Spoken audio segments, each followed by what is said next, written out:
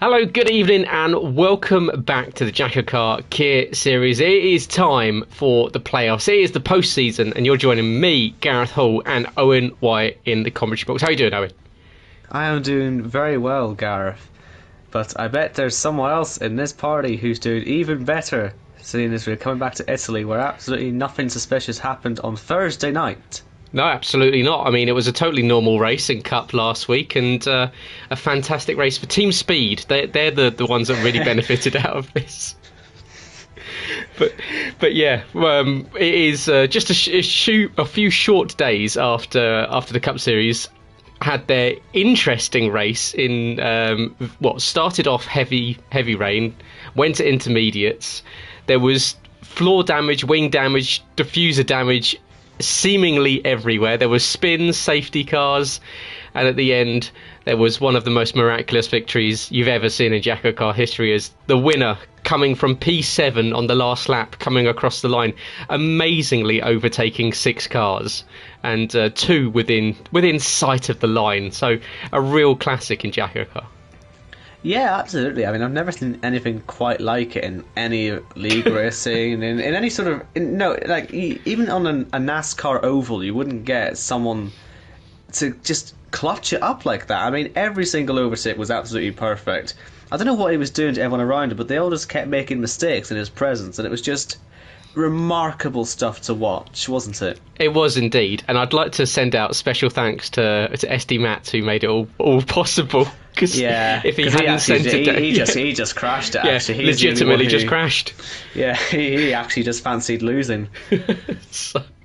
But yeah, so we're heading off for the first race, the playoffs here in Kia, and if it's anything like what we saw last Thursday in Cup, then we're set for a mega race, and we are going to the Temple of Speed in Italy. It is the Monza Autodrome, and it is the oldest circuit on the F1 Canada currently, along with Britain, the only country in Italy to hold an F1 race ever since F1's inception in 1950. Held in Monza every year apart from 1980, where it went over to Imola before it became the San Marino Grand Prix. It's a 5.7 kilometre circuit. That's 3.6 miles. It's about 30 miles north of Milan, and a short train journey, and a real must-see for anyone, any F1 fan out there. Of course, you've got the famous Tifosi that'll be sitting there watching the 10 turns on the 6th longest track of the circuit. You can't miss the 2 iconic banked corners that you sweep past and go underneath as you go before the exit of the second Lesmo down to Ascari. It's a 380-metre run from turn 1 from P1 on the grid, where the drivers will hit top speed of around about 222 miles an hour. Full throttle, highest of the season, 75% of the lap. 46 gear changes over the lap distance. That makes 1,219 over a 50% race. It's a low downforce circuit, and the lap really can be won and lost in that first corner, because as soon as you get out of the Rettifidia, you can stretch your legs down to the famous Della Roggia chicane. And Monza, in fact, is actually twinned with Indianapolis. So the two racetracks are, or the city of Monza and the city of Indianapolis, twinned together as the two possible icons of racing stadia, really. But blue skies in Monza, Owen, which I'm glad to see, because these guys will be going out for qualifying very shortly. They'll want to set some good competitive lap times. Yes, it's good to see the dry weather here for qualifying, although the wet last week in the Cup Series, I know we keep talking about it, but since we raced there last week, it's very relevant to what we're doing now. We saw dry qualifying and then wet race there, and I was fascinated to see just how entertaining the rain actually was there. So I'll be interested to see how some of the guys who drove in that will handle the potentially dry race this time around, because they'll have a lot more experience out there, and obviously some of these guys who were in Cup Series are back for the playoffs, for example the Hasselagers and Jess, and so I'll be interested to see how they all get moving. The first car to come out should be Mick Schumacher, although you'll see he's got Mick Schu 47. Maybe he's got a bit sick of us not calling him Marco, because that is his name, but it's just easy to call him Mick Schumacher. But he'll be the first one out, and I'm looking forward to this one. Yeah, I am too. And we'll see if Mick Schumacher actually trademarked that name and made Marco change his name or change his PSN. But he'll be come out on track very, very shortly.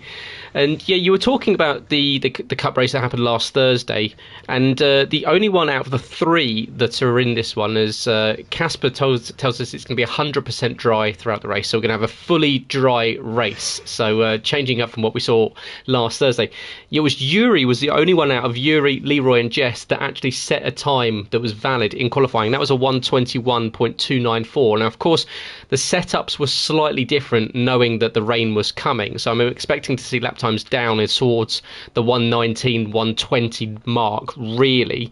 But that was good enough. The 1:29.294 was good enough for P9 on the grid. He finished P7 after having a penalty removed.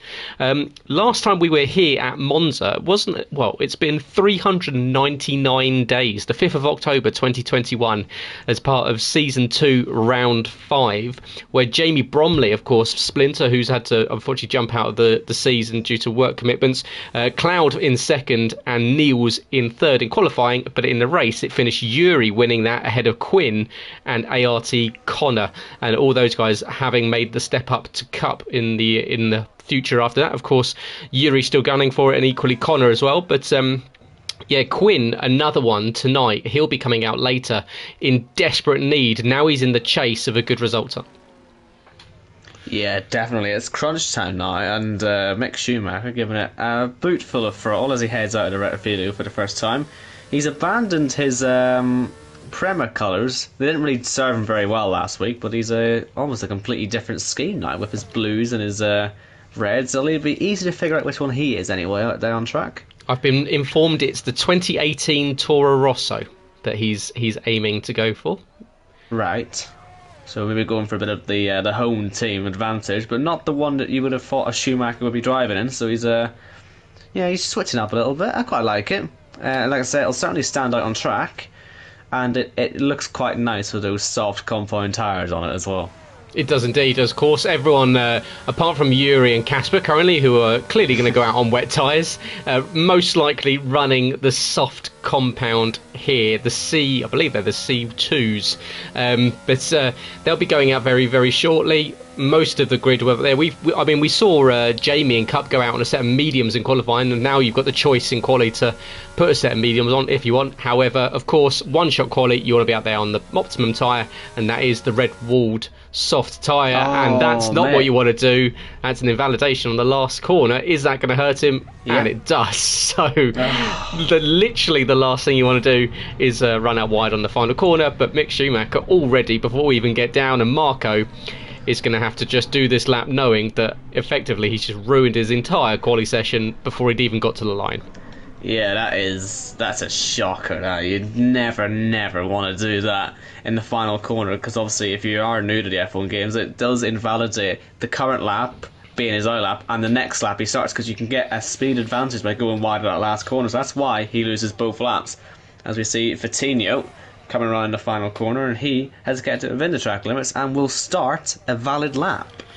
Let's go on board the Brazilian as he heads down the main straight in towards the first chicane. The Variante della Rettifilo used to go to the left, it now goes to the right as it's a hard 90-degree right and then left. Then you put it on the loud pedal through the Curva Grande and you go into the shade and you burst back out into the sunshine on the other side underneath the advertising hoarding coming up very shortly. It's sponsored by Aramco themselves, that very, very reputable and nothing shady wrong company, into the Della Roggia chicane and now out and towards possibly the two trickier corners on the circuit, Lesmo 1 and Lesmo 2. Very easy to get it wrong. As you can see, Vitinho just lifts off the throttle pedal ever so slightly into Lesmo 2, misses the apex there. That's going to cost him a little bit of time. DRS now wide open for the stretch down towards the Ascari corner as they go past the Vialoni as they actually the first corner, and then Ascari is the second corner.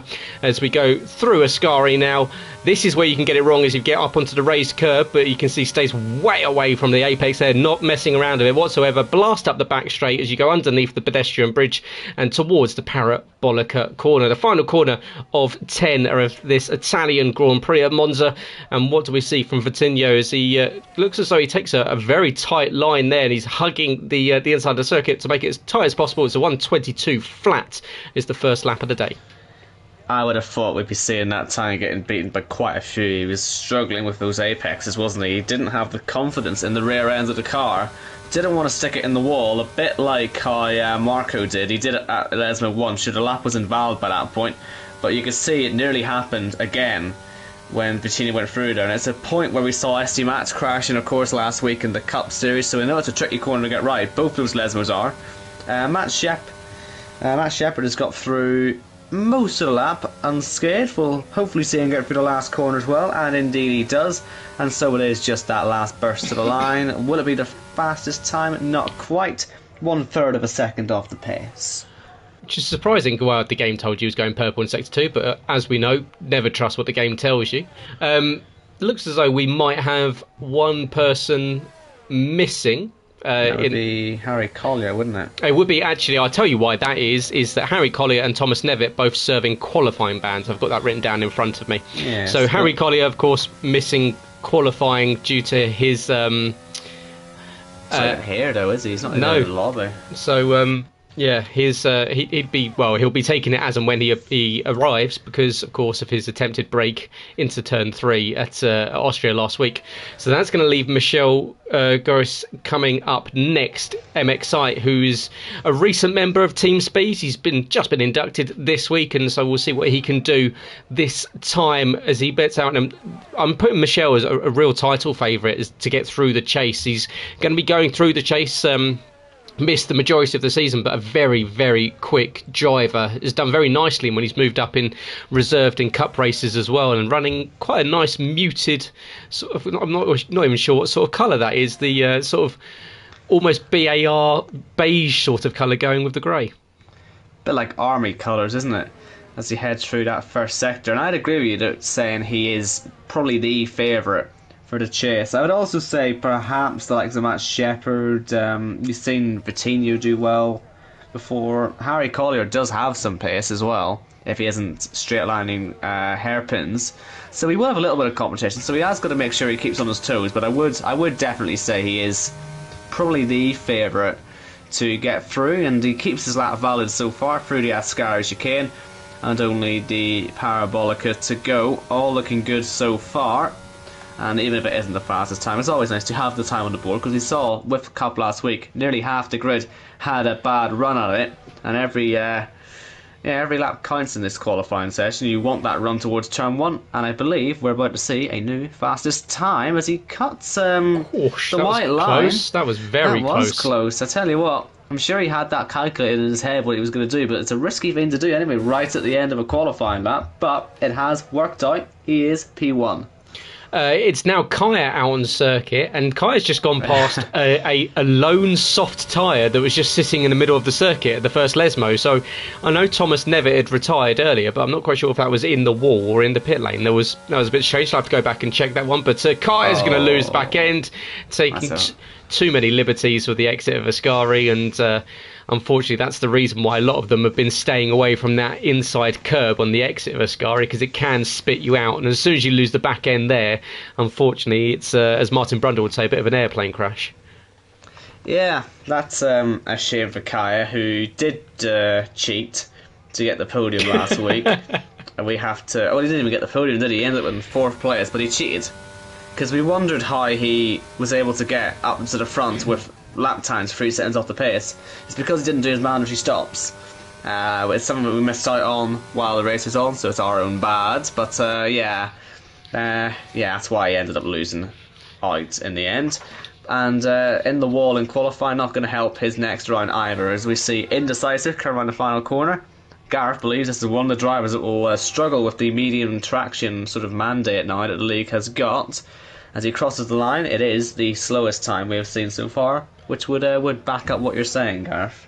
Yeah, I mean, it's going to be hard for some of these guys, as you say, like Kaya out there trying medium traction as well. So it's going to be a bit of a test for everyone, really, as we've got Isaac come around the final corner. Kingan, who's going to lose the back end and into Well Parabolica. saved. Yeah, and he does, and he's maintained a little bit of speed. He might actually still beat Indecisive's time.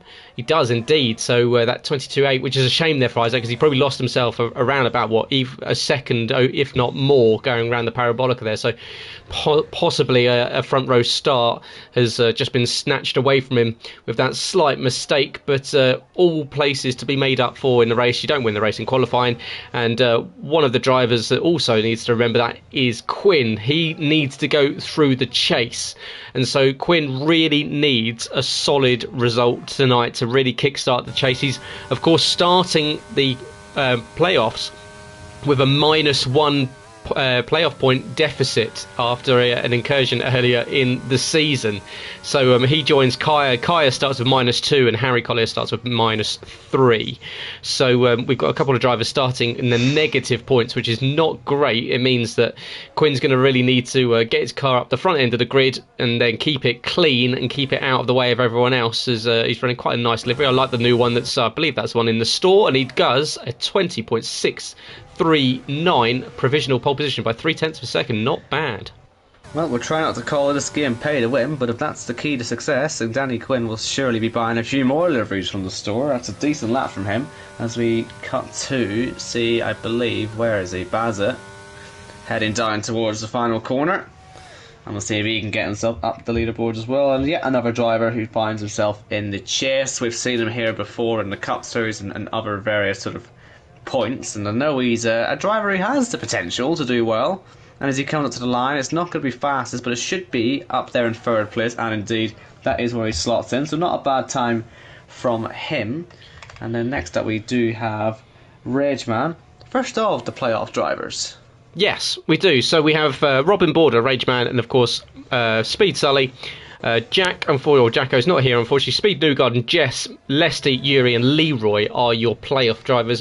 Robin got in on points at the end in the final race of the season, so he's had a kind of an on-off season so far. Has one good race, one bad race, one good race, one bad race. Has been caught up in a couple of incidents, but when he's on the pace, he can be very quick. So we'll see what we see going into the final sector here as he makes his way through Ascari, keeps it off the apex. You can see, yeah, they're all avoiding that inside curb on the left-hand side, which is probably the best thing to do.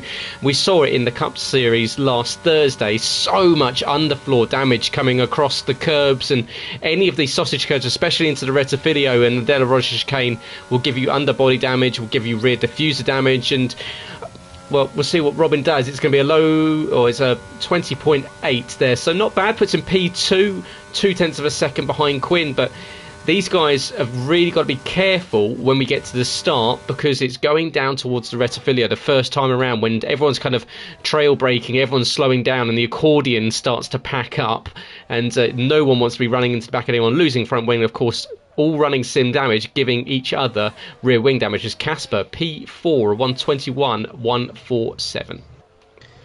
Yes, and next up then we have got Yuri, a man who, well, I can't imagine he was very happy after last week. I don't think he was going to win the championship anyway, because Leroy, his brother, did appear to have the edge on him throughout, but getting caught up in multiple restart incidents last week, it just never really looked like it was going to work out for him.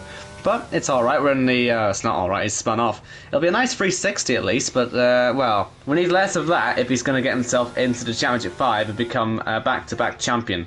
No, he's been practicing. He keeps doing them on the way to the grid to line up, and clearly he's practicing it in qualifying here. He, of course, is one of those that's hoping to get into a Championship 5, reigning champion in Kia. But of qualifying that's already started off with a 360, he's going to go out and do a 132.4 and puts himself firmly last on the grid out of the current runners. Matt Rosemond up next. He's running a plain matte black livery. I quite like this one. It's very simple, but it works out all in the black. I wonder if he has a reason for running this actually, but oh, he's going to be in the wall big time.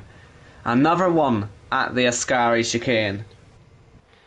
Yeah, that's. I mean, and that was before we even got to the left-hander. He'd lost it on the entry to Ascari. So carrying maybe a little bit too much speed, as now Sully is going to be coming around, and will we see a trifecta of speed drivers losing it at the exit of Ascari? So Sully's got some work to do. He is in the playoffs. He's got through without winning a race, one of the only drivers to do so. Almost did so in Jeddah. Of course, Jacko stole it on the line. He carries a little bit less speed going in, and that's going to help him on the exit on the way out, because of course he's not putting the power down, but he can just focus on the Parabolica now.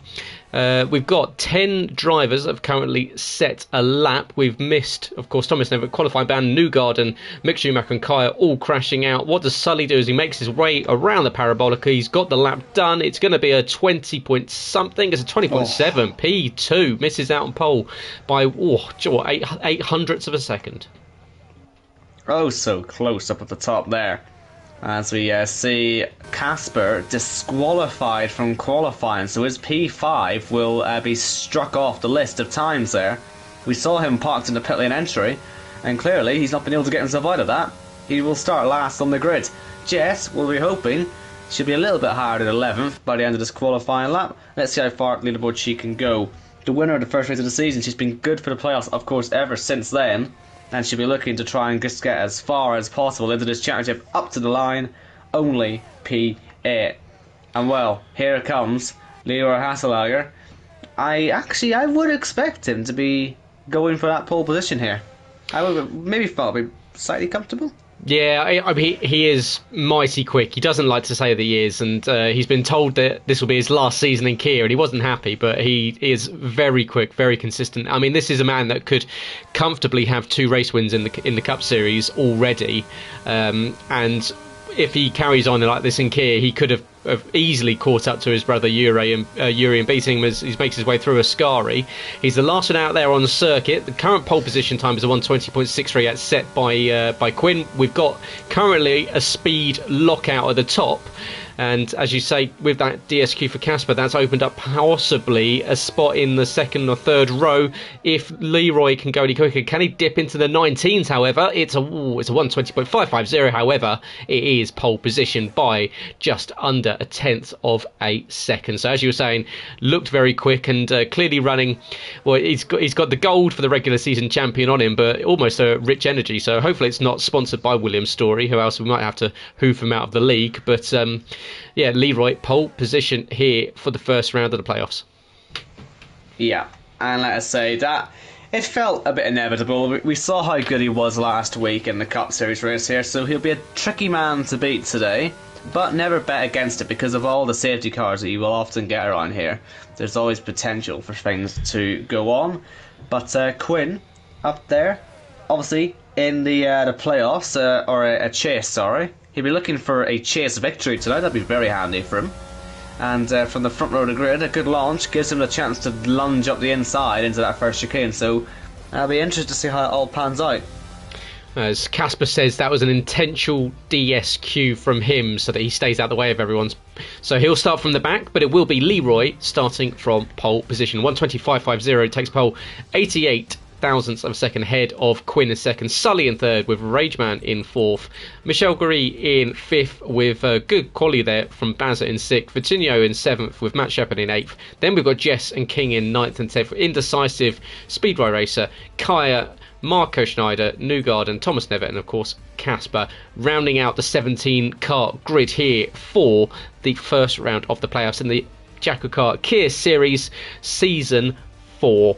And well, last time we were here, we had a safety car on lap 1 that lasted till lap 5. Then one had one on lap 7 that lasted till lap 11, lap 17 till lap 20, and lap 23 till 26, giving us a 2-lap shootout for the victory. So, yeah, safety cars are very much present. So it's no formation lap, unlike Cup. Just to let you know, Owen. So we're not going to have a formation like we did on Thursday. So we will be getting going as soon as the timer clicks down to 0. It is the start of the playoffs, which means there are playoff points involved. We've got drivers that have accumulated them throughout the season so far, and it's Leroy that comes in with 38 points already to his name, so almost rubber stamping himself into the next round regardless. He just really needs just a handful of points tonight, unless we see some absolutely sublime driving from some of those, maybe in the 4, 5, 6 position. As it's looking as though this is Leroy's to lose, with perhaps Yuri down towards the bottom end of the grid, but Quinn and Sully equally not that far off him. Yeah, I'd say, do you know what, even in terms of the Championship 5, Leroy only needs really one win, and that would essentially be him in, I would have thought. So I think he'd be quite chill, so I do reckon that might actually give a chance for those guys who were close to him on the grid. Obviously, they're all part of the same sort of organisation. We know that Speed are good at sort of getting the results that they need for their drivers. So yeah, I do wonder how aggressive Leroy will be. Will he sit there and take a second place or a third place, knowing that it'll give him more than enough points, and get some of his Speed teammates up there in the chase? Yeah, it's going to be fascinating. I'm really looking forward to this, actually. And of course, going into the chase, you've got Kingen starting with 3 playoff points, equally Thomas Nevitt with 3, Michel Gary with 2, and Bazza with 1. So you've got a couple of drivers in there that have got already a slight advantage. Of course, we're missing Jacko and Lesty, 2 playoff drivers, and it's a shame that we haven't got them on the grid. Jacko, who was celebrating his birthday, has decided to go out instead, so he's risking an early knockout next week if he can't come back and pick up a decent result. And Lesty, I'm sure, will do what he does and come back and just pick up some solid P2s and P3s. It'd be nice for him to stand on the top step of the podium.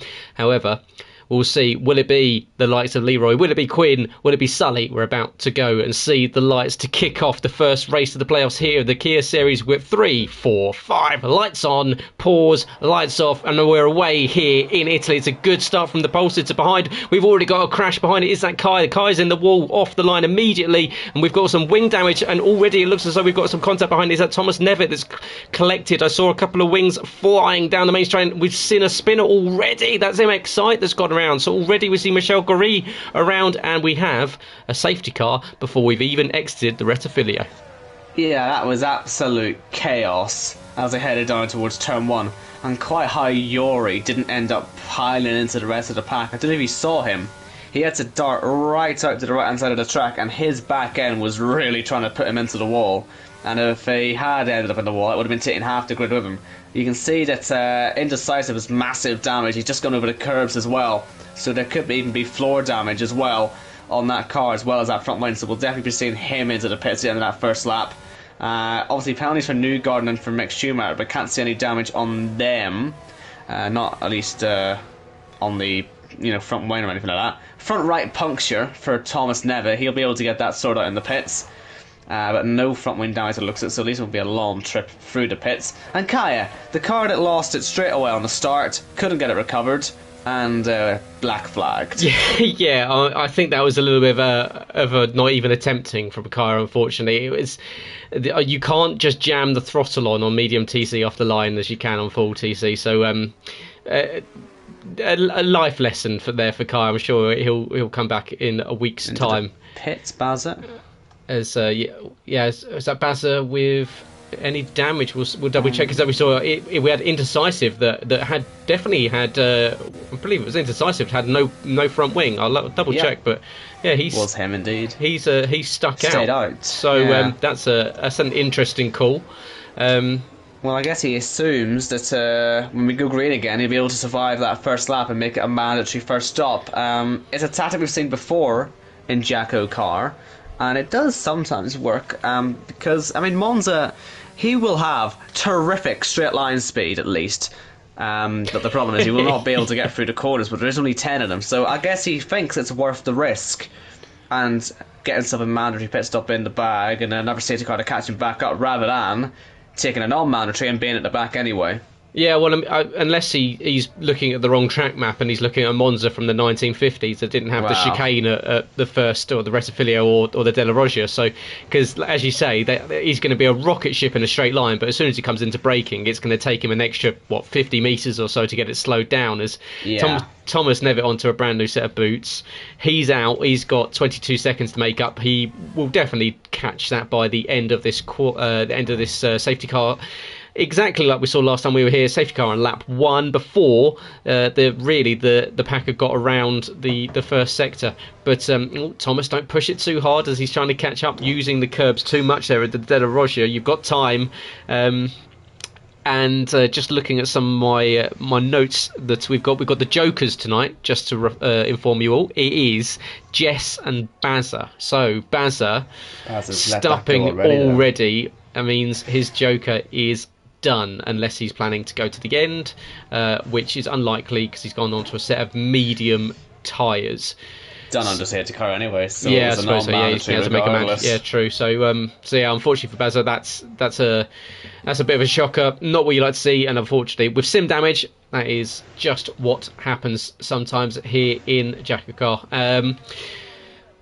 What have we got? We've had good movers so far. We've had Newgarden up 6 positions. Kingan, good start from him, up 5 places as well. Yuri up 4. Indecisive up 4, but of course missing that front wing. So everyone from 8th down is really going to have to watch out for Indecisive, because I think that, well, to be fair, 8th down, and also probably Rageman and Kingan going down into the first corner, because that's possibly a slightly dangerous tactic that the Indecisive is going for.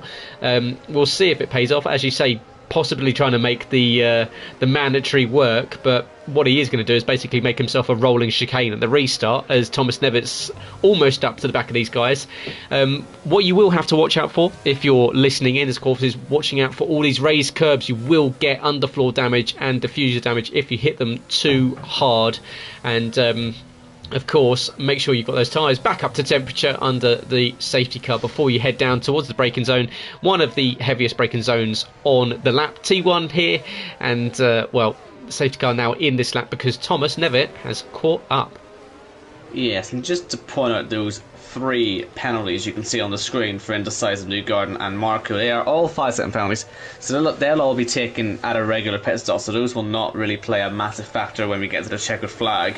And that might be another reason why Indecisive's decided, you know what, he'll take the pin on a mandatory rather than a non-mandatory, because it'll be painful regardless as we get ready to restart. We do indeed, as Leroy rounds the parabolica, and well, it's basically a rolling start now because the first standing start didn't work, and in front of them the safety car is slowly making his way in. It's going to release them. You can go for any time from now, and off we go. Leroy gets us restarted behind. You can see scattering around as Indecisive decides to follow the safety car in, which is a strange decision. Behind, we've got tagging of wheels between Kingan and Matt Shepherd going down between P3 and P4, and do we see anyone slowing down? It looks as though we're going to have a couple of... No, that's shocking stuff from Rage, man. He's done a Harry Collier. He's taken out 3 or 4 cars at turn 1. It's a bit like we saw with Antonio Liuzzi in the 2011 start, but no safety car because it's just at the start of a restart. And so many drivers getting wiped out there. Yeah, and they'll all be in the pits. A big one as well is Michelle in 14th position, getting caught up in that with a 5-second time penalty as well. So Michelle Gary is going to be absolutely livid. And yeah, I mean, I saw, as you say, a flash of a car going past, but I just missed it as I was on board with the leaders going through the first quarter. But yeah, Vitinho, Bazza, Rageman, Michelle, and Thomas Nevitt, who's been caught up in this as well. So it's not been Thomas's race so far. Up at the front, we've got Sully now, who's closing in on Quinn, 0.4 of a second behind, and Matt Shepherd, who's equally sitting in the right in the slipstream of Kingan. In fact, he's now alongside him going into the parabolica. So that's going to surely end in tears, as how on earth are they both pointing in the same direction as they go around the final corner into the box. We've got Leroy and Quinn, Sully of the fastest lap of the race, and we're also going to get a couple of other pitters, Kingan into the box, and also Newgarden. Yeah, and just to correct myself, I think I said it was I said it was Rageman who had the incident, but it was actually Michel Goris who did cause it because he's the one who cut the corner. But yeah, you know, small things. But it was because he's going to have a 5-second penalty to take. So I wonder the stewards may overlook it because of that. But still, he's going to take a lot of pain for that restart. He's into the pits now. So many in the pits, and Indecisive is going to potentially bring out a safety car here. He hits the wall, he does, in the final corner. I thought we were going to see a Leclerc incident, and we may well still see it if he keeps this car going, because he really cannot keep this thing in a straight line today, Gareth. Yeah, it's like we said, it's going to be a tricky one for some of these guys that maybe aren't as used to medium TC, and even if they are, as you say, indecisive with heavy damage at the start of this race, he most likely has floor damage, and we know when we've seen the extent of floor damage, how it hurts even the fastest of drivers. We saw, of course, Speed Iceman in the Cup Series as indecisive is stuck at the back. And the leaders are going to come through in a minute. This is incredibly dangerous. And what's he doing, man? This is really dangerous stuff. Luckily, everyone can see him, but that'll bring a safety car out, I would have thought. Yeah, he's just brought a safety car out now. Has he done that on purpose? Or what's the go? Because look at this. He still can't get a turn on. He's just doing donuts now. What? What is happening here? For indecisive, he pitted on the restart.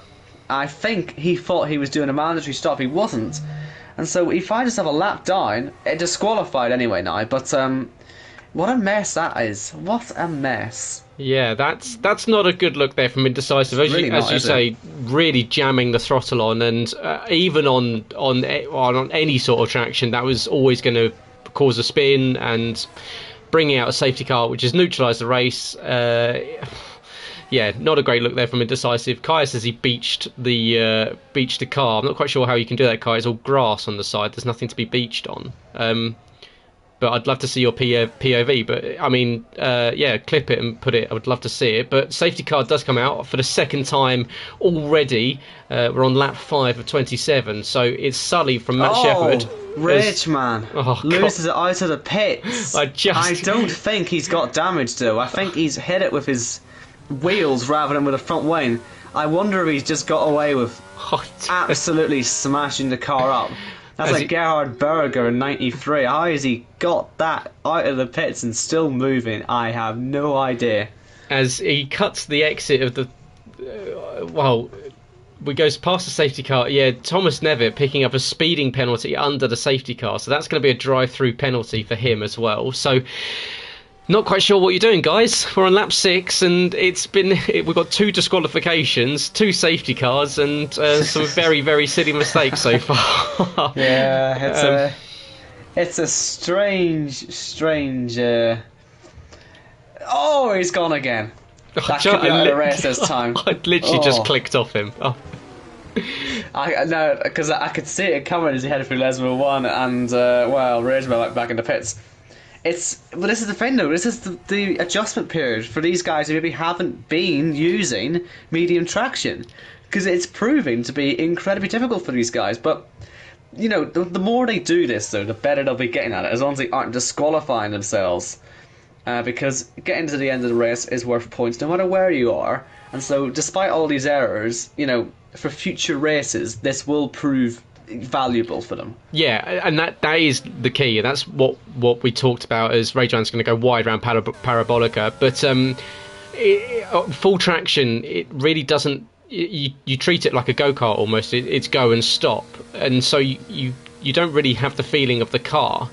So it is helping these guys in the long term that if you get the mistakes out of the way, then at least you've learned where you can and can't use the throttle. Of course, off the start, you can't just jam it on like we've seen in the past. And equally in the rain, I think that's another one that's something these guys are going to have to prepare for, because using medium or no traction in the rain is completely different to full traction, where we've seen, of course, earlier in the season in France, where Jake Warrior was making up about 0.7 of a second off every exit on full traction compared to those on medium or no. So safety cars still out, flashing yellow lights, of course. They'll all be sitting behind you. We've still got a lot of cars trying to catch up. We've got all the way down from Kingen to Yuri that have still got to catch the back of the pack, of course. Newgarden and Casper, Michelle and Rageman's only about 10 seconds ahead of him at the moment. So yeah, it's been a disjointed start, and they're going to need to push hard actually, because the safety car will it will be in fact is Rageman's going to go a lap down now. In fact, he's just retired on circuit, so unless he retired in the pit lane, I didn't see if he had or not, but he's now out of the race, and there's always next week, unfortunately for Robin. Yeah, I believe then that will leave Baza, Thomas Nevitt, and Michel Goris is the only drivers out there who have made non-mandatories. Because we've got to be keeping an eye on that as well, because obviously you'll see Leroy down to Casper.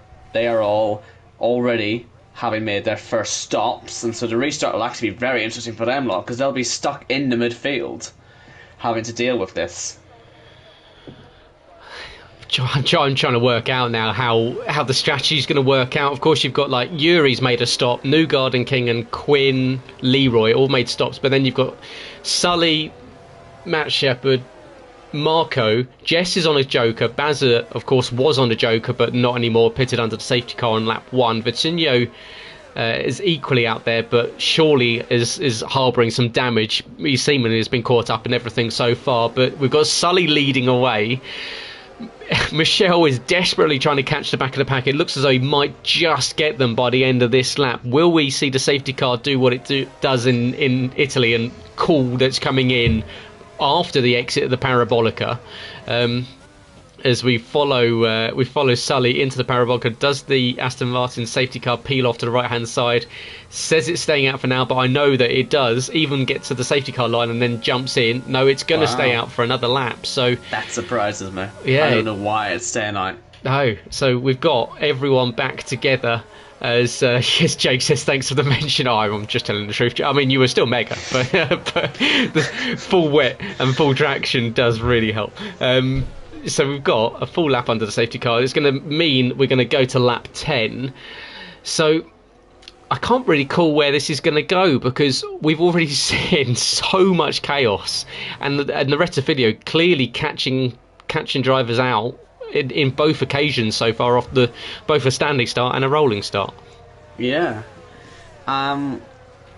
This is a very weird race, and I don't think this is going to be filling any of the drivers with any confidence. If you're Leroy, sat in the middle of the pack, dead centre of this pack for the restart, knowing that people can't drive these cars on medium traction because they're making the mistakes, they're still learning.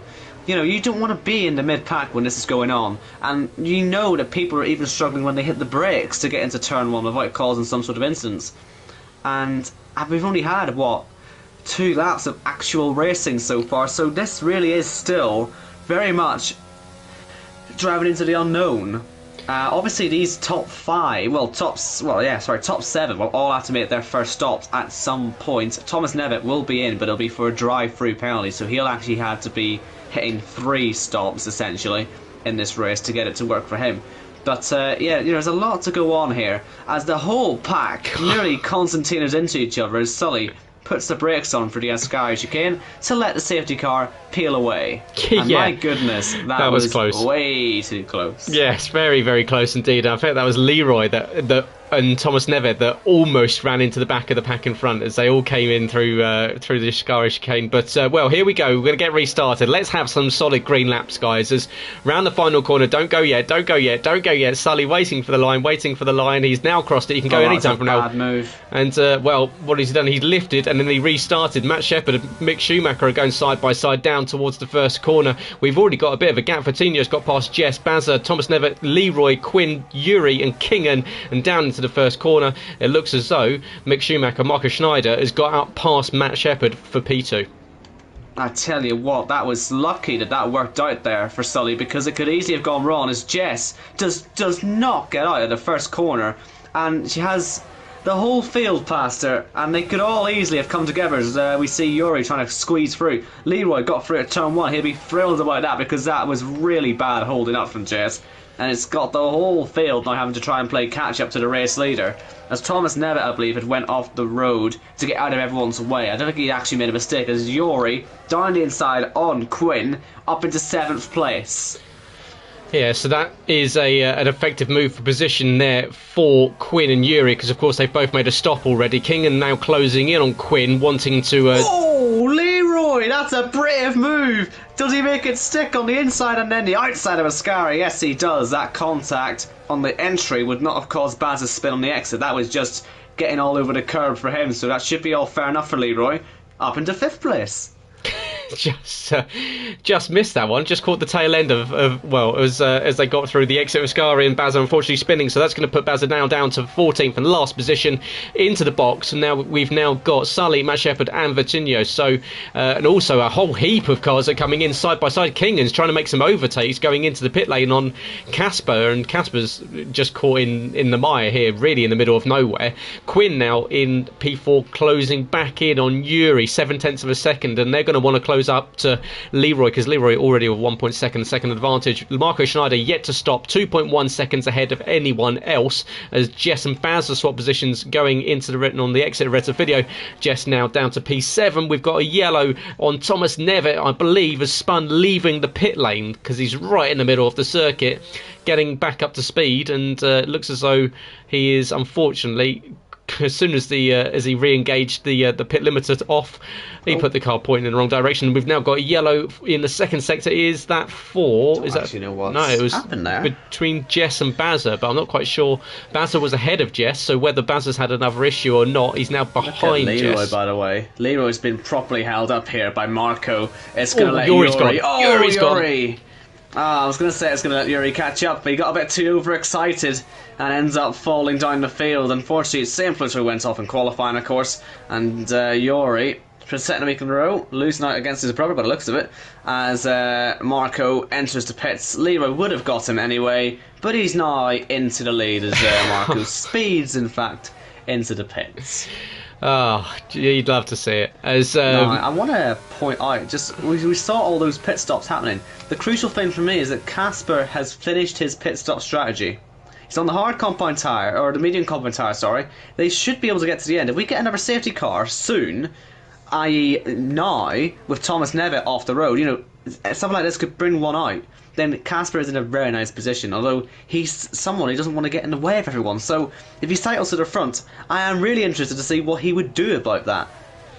Yeah, it's up to 8th position, so not bad from Casper. Of course, Casper on the pad, dropping down from Cup as Kingan comes out of the slipstream there, trying to make a move on Yuri, but he's not nearly close enough. But up ahead, we've still got Casper closing in on Virginio, but Virginio on brand new soft tyres, so Casper's going to have to use all of his Cup Series experience to close in and catch, because he's going to already almost falling out of DRS and running wide at the exit of Lesmo 1 there.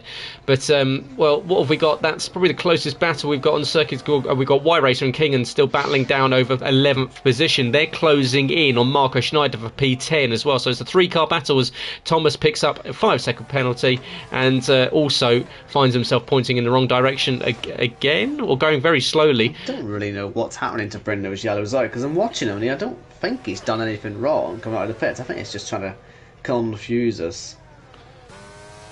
It's a strange one. Yeah, just checking on board with Thomas, but it looks as though everything's going to plan so far. Nothing so far looking like it's gone wrong. Sully with the fastest lap of the race, as then Virginia, then Casper. I'm sure that will go as we see fuel limits go down, as Yuri just about keeps that in bounds of the circuit limit. But well, we're going to go line astern down towards the Rettifidio. Is Yuri going to make the move on Marco Schneider? He does. Peels to the inside. He's going to get the run down towards the apex of the first corner. Marco's going to try and go around with him. Unfortunately, you can't really do it around the outside unless you're Max Verstappen, and then you end up on the roof of a car. But Mick Schumacher and Kingan, here we go. Round the Curva Grande. Oh, this is going to be a good run for Kingan. He's not being given any room at all. And moving left, moving right. Is he going to make a lunge into the De La Rocha? This is bold, and he's going to bounce across the curve. Both of them are going to get underfloor damage. It's going to get on exit, and it is Kingan, Isaac Edova, that takes P11 away from Marco Schneider.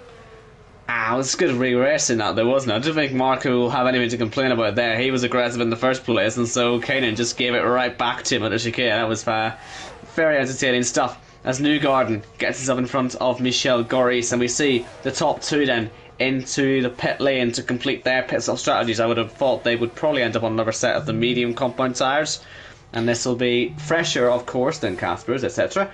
And yes, let's see, hopefully get them out of the pits into a good position. Casper, like I say, would be the next car in line, and he's actually all over the back of Vitinho. He's going to come out in front of Quinn. And I wonder if Leroy's going to be ahead of Matt Shepherd. He's going to stay on the inside, is the man in the blue car.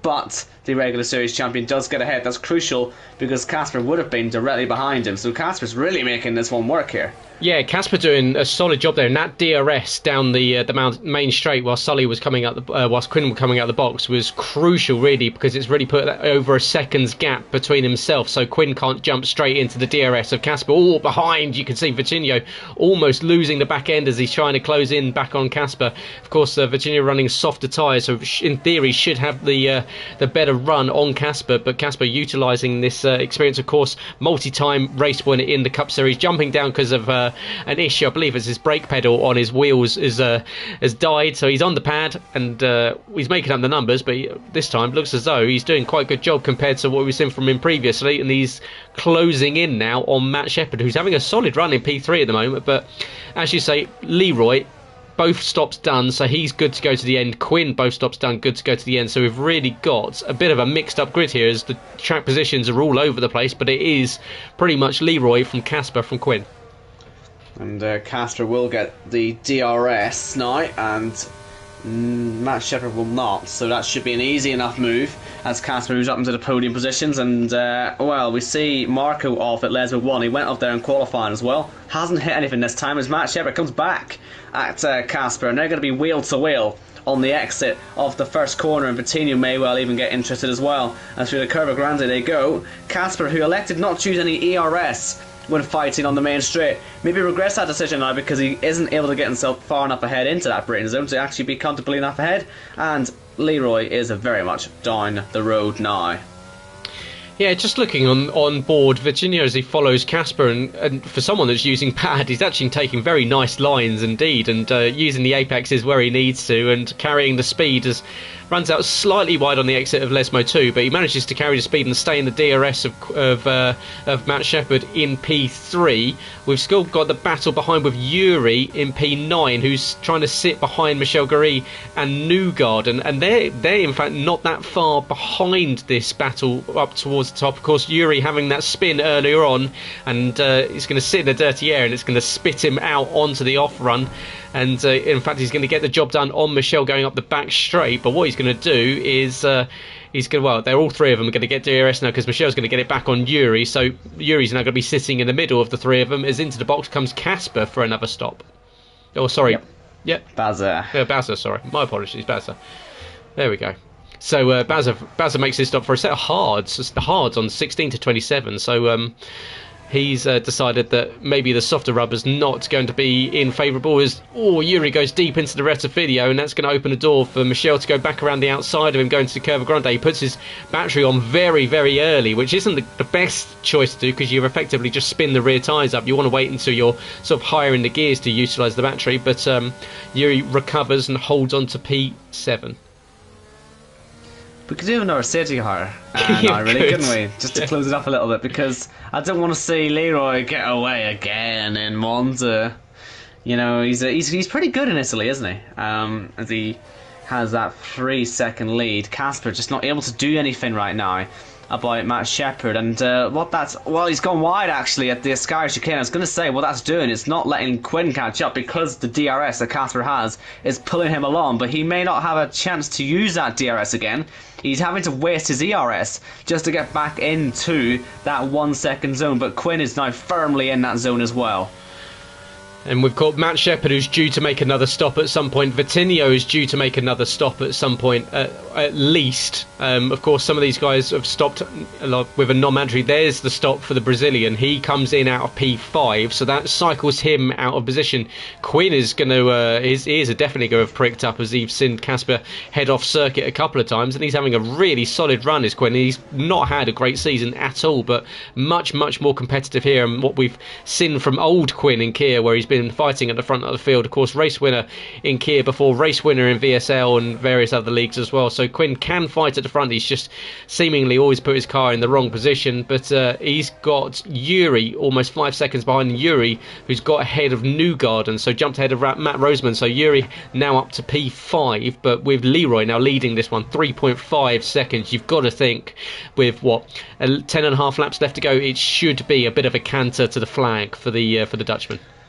Yes, I wouldn't be surprised. Actually would be surprised if anything went wrong for him, even if he had a safety car to deal with. I'd be trusting him to get this to the checkered flag now.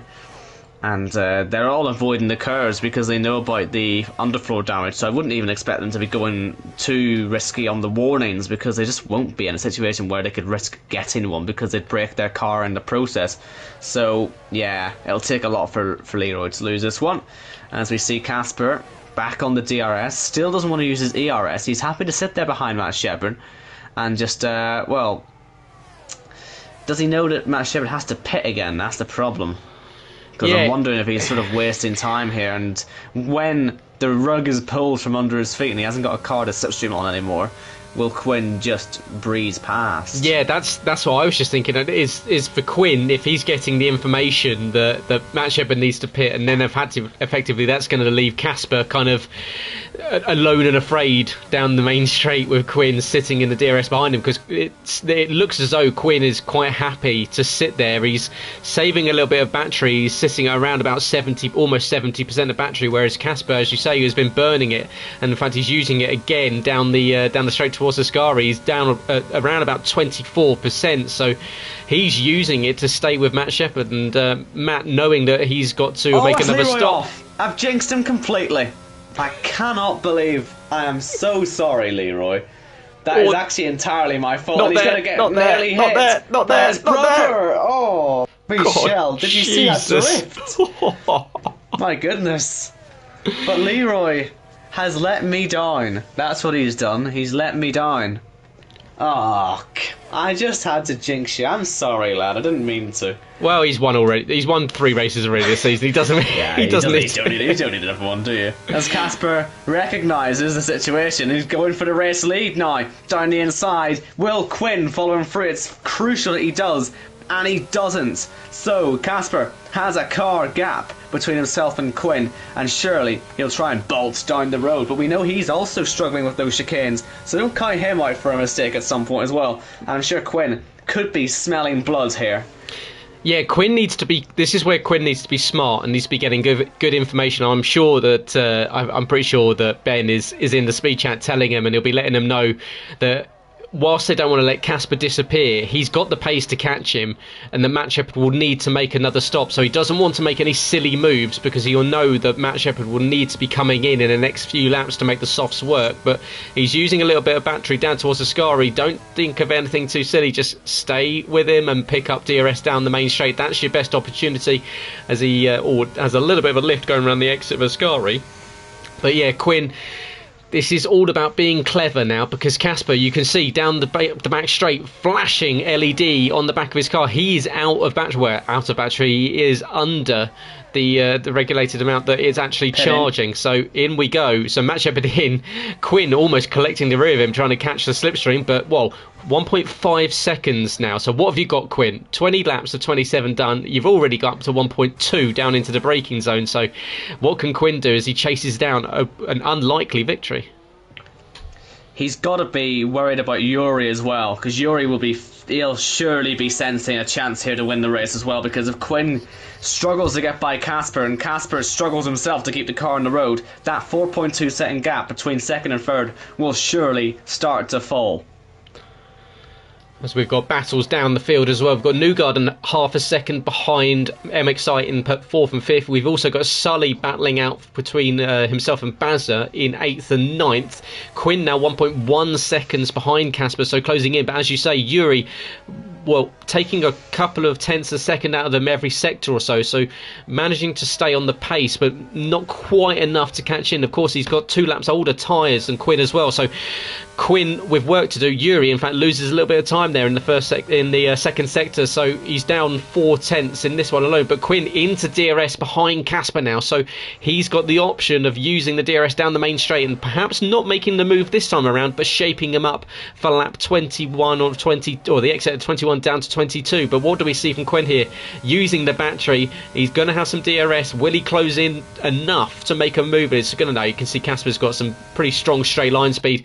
And Quinn just needs to play this one cool. Don't make any rash decisions. He's used a very nice line there through the exit of the Retafidio, and he's right behind Casper, so Casper's going to have to really dig deep into that experience bank that he's got to keep Quinn behind, because it's looking as though Quinn's got the bit between his teeth. Much fresher tyres as well, and the laps, well, 21 of 27. There's still plenty of racing. We've still got time for a safety car to come out as they tentatively make their way through the De La Roja chicane. Tell you what, there's a good scrap going on for P7 out there. That's where we could get that safety car from. We've got Baza, Kanan and Sully all going for it, and Sully nearly making contact as he goes around the outside of the Curva Grande. Nice move from him up into 8th place, and there's a yellow flag behind this for Vitinho. I don't imagine this would bring any sort of safety car or anything out. He will recover. But Quinn, who has saved nearly half his battery here, and there's Marco off of the final corner. Don't see a front wing missing from him, so there won't be a safety car for that either. But 50% battery, he is well and truly in the hunt for this one, and surely he'll be able to blast past Casper on the main straight. Casper, who knows he's not as good as he was, he's not got the confidence on the pad, and surely when he's in wheel-to-wheel combat with someone more confident in him, he will have to let him go as Vitinho goes off at the first Lesmo, but down towards turn 1, hitting 221 miles per hour. Quinn, does he go for it on the inside? No, he doesn't. He's going to sit back. He's going to wait a few more corners, perhaps even another lap or two. Will he even try and wait right until the end of the race to make sure that Casper cannot respond? Because he's doing well with a gap to Yuri. I'm kind of wishing Danny has a good result here, because he is catching Casper. It looks as though he's got the pace on him, but as you say, yellow flag 3 times in that last lap. Vitinho went off twice. We had Mick Schumacher spinning at the Parabolica, and a late safety car here can throw this race on its head. So really, Quinn needs to get the move done so that he's got prime position, because you want to be able to jump, if a safety car does come out, perhaps jump in for a set of soft tyres to get to the end. We're really coming into the final stages of this one, because we've already got the gap at the front as Casper picks up 3 seconds. There we go. I'd said that he'd been extending a couple of times as Vitinho retires in the pit lane, so that's a pit lane retirement for him, so that's not going to bring out a safety car. Thomas Nevitt brings out Thomas Nevitt with a 5-second penalty as Leroy retiring from the race at the same corner, and it is a safety car. Wow, it's 22 or 27. Well, we're going to have a 2-lap dash to the flag. Yuri will be liking this. He's into the pit lane as well, so he'll be putting on some fresh boots. I'm sure they'll all be into the pits if they see everyone in front of them come in, and I believe, no one is passing the opportunity up, apart from potentially Baza, as he's on the Joker anyway, and can just get to the finish line. And no, he will pit as well. Sully, they're all in. They are all into the pits. Oh, Quinn. Apart from one. Quinn. Well, do you know what?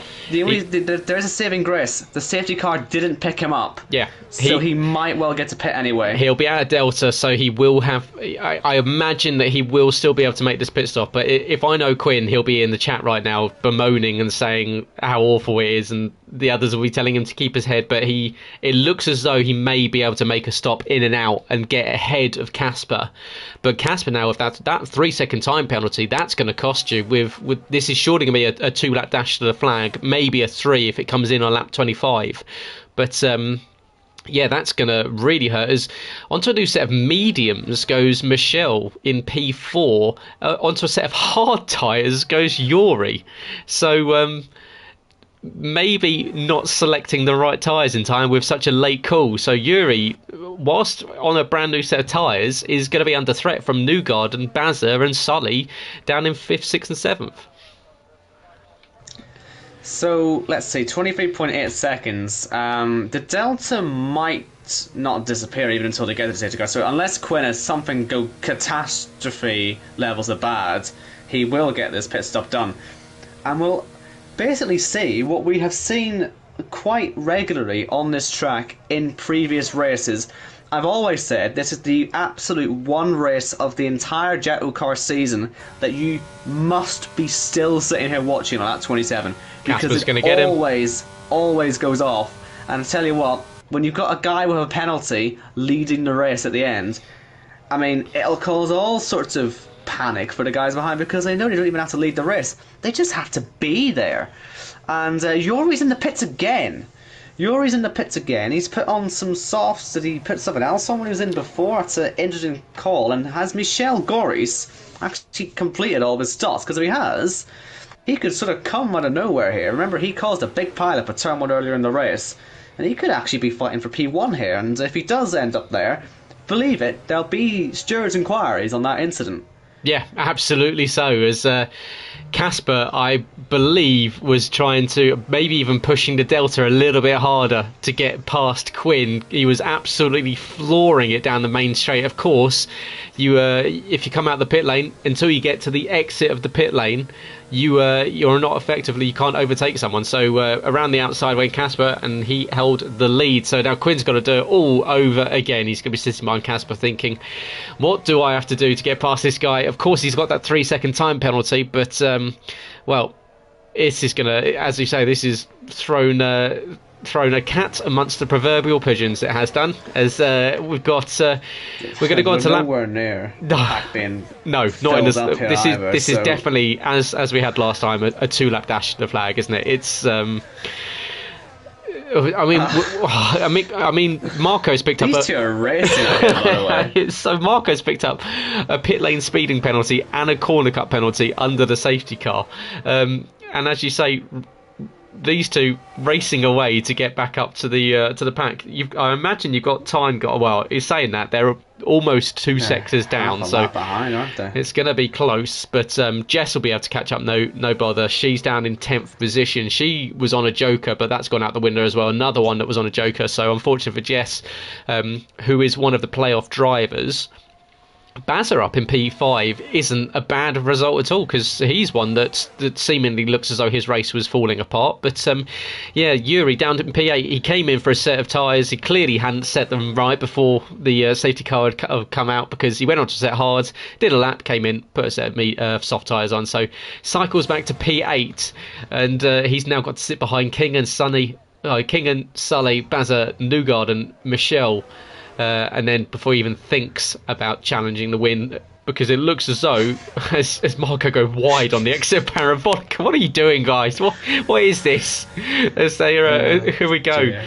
The safety car's coming into the first Lesmo now, so these guys are really pushing. Because it's actually quite fun. I'm sitting on board of them, actually, because they are effectively racing their way to, at least their tyres will be up to temperature. But well, do we see the safety car will surely announce that it's coming in, most likely around about Ascari. So it's, do you know what, as well, it's worth putting out, no DRS on the restart now. That'll be purely down to ERS and corner exits and stuff. So this will actually be quite, maybe it's still, does this benefit anyone, or what do we think about the DRS situation? Because it means they're going to have to actually go for it in the corners and not just blast past on the straight. So this could create quite a lot of drama.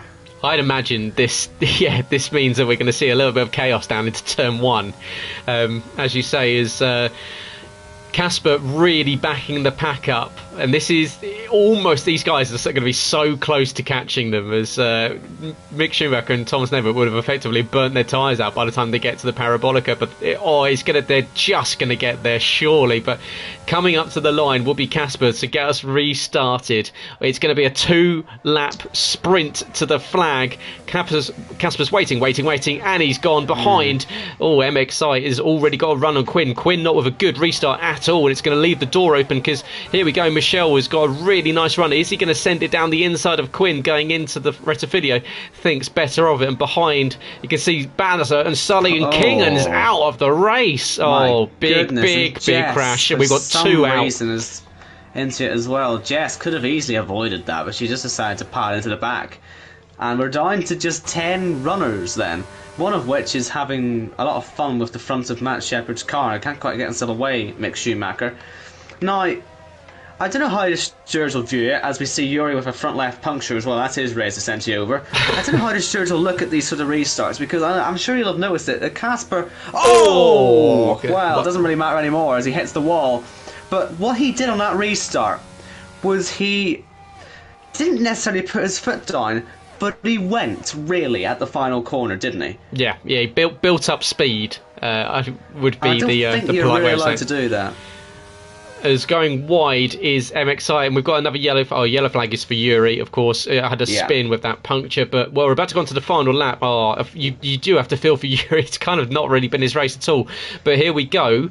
1 lap left to go. Danny Quinn, who's in the chase, and as you said at the start of the stream, a win in the chase is absolutely huge, and it would be easily Quinn's best result in a long time. Michel Garis is nowhere near him, and behind we've got Newgarden up into P3. Sully fighting him over podium position. There's Yuri struggling to finish the race here, and will he possibly come on and set a new tyre, or will he just crawl to the end and maybe finish a lap down? But it looks as though Michel just doesn't quite have an answer at the moment for Quinn. He's sticking 0.6 of a second ahead, and Michel's already down to 20% battery, so already pushed too hard to really use that battery down towards Ascari. And that's the problem with being on those medium compound tyres compared to the softs. You're just not able to have the grip, and this is where the lack of DRS really helped. If there were one more lap, he'd be really on this, but there's just nothing he can do apart from hope for a mistake from Quinn as he heads through the Ascari chicane. And I tell you what, based on his season so far, I wouldn't put it past him, so let's just hope he gets through here first. And if he can get through there, then he may well be able to start believing, because he's only got the Parabolica to go, and the man is well into the chase. Will he be about to take a victory this season for the first time? Well, here we go, into the Parabolica for the 4th final time, the 27th time of this Italian Grand Prix here for the Kia Series JACKOCAR sponsored, and it's going to be Danny Quinn, your race winner, and the fastest lap of the race. On the final lap, Quinn was pushing harder. 1:22 takes that one away, and that's an extra playoff point. And we've got Newgarden, Sully, Bazza, Casper, Thomas, and Casper crashing across the line. Thomas Nevitt in P8, Mick Schumacher, and Yuri did come in for a set of tyres, and is just about managed to stay on the lead lap as well. So he's realised that he's got a lot of time to showboat now, for God's sake. So, don't worry, we'll stop the stream before Yuri finishes the lap, as Marco picks up another time penalty to add to the absolute plethora that he's picked up so far, and Yuri's actually going to hold up Quinn on his in-lap. Do you reckon he thinks these guys are racing? Yeah, this is the only time he's led a race so far today, isn't it? He's finally been lapped. As Yuri sitting in the middle of him, and why don't you get a bump draft down down towards the Ascari chicane, Yuri? Go on, work with him, push him. Wheel to wheel stuff here. It's unbelievable, this is incredible isn't it? stuff. I can't believe what I'm watching here. Carvers go wheel to wheel. Oh my goodness me! Wow, brilliant defending there from Quinn. You think you would have thought that Yuri would have stuck his front wheel in there just to unsettle Quinn going into the Ascari game, but now puts the power down, going up towards the Parabolica for the final time. It's Yuri Hasalaga in 10th position, the man, the reigning champion, the one that should really be winning this race. However, he's going to come last, and it's going to be Yuri Hasalaga. Crosses the line in sensational style and almost crashes into Casper's car, but even couldn't quite do that. It is Yuri in P10. Well, that was a fantastic race, wasn't it, in the end? I can't quite believe Casper stacked it in the wall just before it came to a close, because I'll tell you what, that last lap would have been really interesting if he'd been able to hold on. He might have been playing some games with a few people, but I suppose, as the old saying goes, you don't really want to win a race in the Kia Series when you're in the playoffs in the Cup. It's not really a well-used saying, but it is now. And Casper, it's not a race that he'll really mind not winning, but I do wonder that restart will be looked at, and I wonder if the rest of the drivers will just be briefed on what you can and can't do on restarts, because I just don't think what he did there was right. I hope the other drivers don't look at it and say, well, he did that at Monza, why can't I bolt at the final corner? It's almost like it's a Red Bull situation, isn't it? It's a nice interpretation of the rules. But because he's not gone full throttle at any point until the line, but he has gone. But I suppose you could argue, well, the guy behind should have seen that coming. But I'm sure someone will ask the question. Well, 69mega.com, the future is here, says tick sweaty face, and squirty face, and a load of love heart emojis. It's great to hear from you, Sexbots. Missed you today. I thought you weren't going to come. They are big fans of Quinn taking this win in 43 minutes and 49 seconds. It is Michel Gary in second. Newgarden will be happy with a P3. Sully in P4. Bazza will be happy with a P5. Casper manages to recover to P6 with Jess P7. Thomas Nevitt, Marco, and Yuri, your finishers with, well, a whole heap of drivers. Matt Shepard, King, and Leroy Vitinho. Robin, indecisive, and Kai didn't even get off the line, meaning we almost had seven cars out this race. Wow, that race really did have everything, as Kia usually does. Driver of the day. Yeah, good luck. I mean, we'll go. Can we even then when there's 10 people finishing and we're meant to give 4 people? Yeah. So perhaps we'll cut it to 3 so we're not just putting in a glory result tonight. Who's your nomination? Well, I think before Leroy went off, I think Quinn would have still been good for a second place, and I think that is a big result for him because he has had such a tough season. So I put him as one of my choices. I'd say Bazza did about as well as he could have done on the Joker as well. I know it didn't end up being a Joker, but to put yourself in a position to be in the top 5 to pit at the end is because he was on the Joker, so he used that quite well.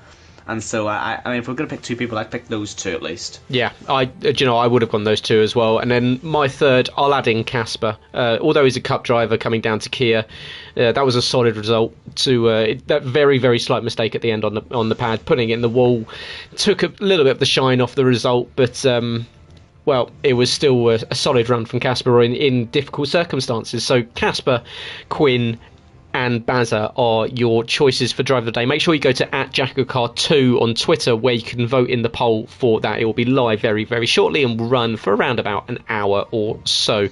Of course, you can find out more by going to @JackOCar on Twitter, where you can chat to Mr. Ricketts himself. They will be racing, and we will be racing in just 2 days' time in the Cup Series. So make sure you join Owen and Jacko in the commentary box for that one as they start their third round in the playoffs. As we've gone through the first set of eliminations, we saw the elimination for Tees and for JB Griffiths, and of course into the next one we've got 2 races coming up in Brazil and Mexico as we head on this America's trip to the race 100 at Miami in just about a month's time or so. So coming up very, very quickly indeed. Owen, final words on the race tonight. Well, I'm being told off, actually, if you're in the Cup Series chat, by Casper saying he didn't floor it before the line. No, he didn't floor it before the line. He accelerated, though, before the line. A gradual increase of acceleration. A gradual increase in speed. It's not really a constant speed, is it, my friend? That's what we're looking for on those restarts. But yeah, it's an exciting start to the playoffs. I think half the playoff drivers had a mare today.